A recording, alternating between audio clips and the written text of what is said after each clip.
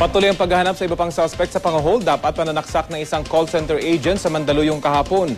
Labis ang pagdadalamhati ng pamilya ng biktima lalo't ikakasal pa naman siya ngayong buwan. Balitang hatid ni Marisol Abduraman.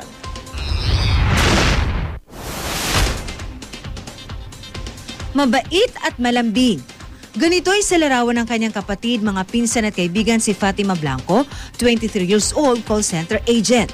Kaya ganun na lang ang kanilang pagdadalamhati sa sinapit ni Fatima na masaksak ito matapos hold upin ng dalawang lalaki sa R. Vicencio Street, Barangay Hagdang Bato, Libis, Mandaluyong City. Hindi ko na kayang lumaban. Lumalaban talaga siya sa operating room. Dami niyang pangarap para sa akin. Sobrang lambing tao. Ang nakapanlulumo pa, nakatakda na itong ikasal ngayong buwan sa nobyong nasa Australia. Tapos Batangas ang location, lahat.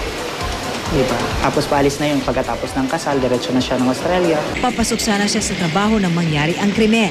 Nung dumating yung suspect, hinagaw yung niya, yung bag niya. Tapos sumigaw yung yung victim kaya nasaksak ng Nahuli ng mga barangay tanod ang isa sa suspect na si Ronald Lumibaw.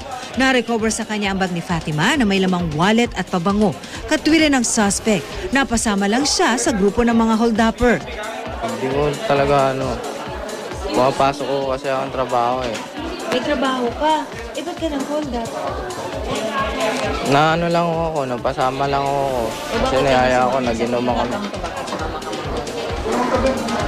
Hindi, sabi sa akin kasi mamimili lang eh. Pero napag-alaman ng Mandaluyong pulis na ang suspect pala ay sangkot na rin sa mga pang-hold up sa Mandaluyong at Pasig. Robbery sa generic. Ang suspect doon riding tandem. Pero umamin siya na kasama rin siya. Nang ipakita nga sa kanya litrato ng iba pang wanted, positibo niyang kinilala ang mga ito na nakakasama niya sa mga operasyon. Sino yan? Michael? Pero sa kabila ng sunod-sunod na krimen tulad nito, panatag na sinabi ng NCRPO na hindi tumaas ang antas ng krimen sa Metro Manila at maigting rin daw ang kanilang pagbabantay. Aminado ang NCRPO na meron talagang mga himpilan ng pulisya ang hindi nagsusumiti ng tamang report hinggil sa mga krimen na naitatala sa kanilang mga nasasakupan.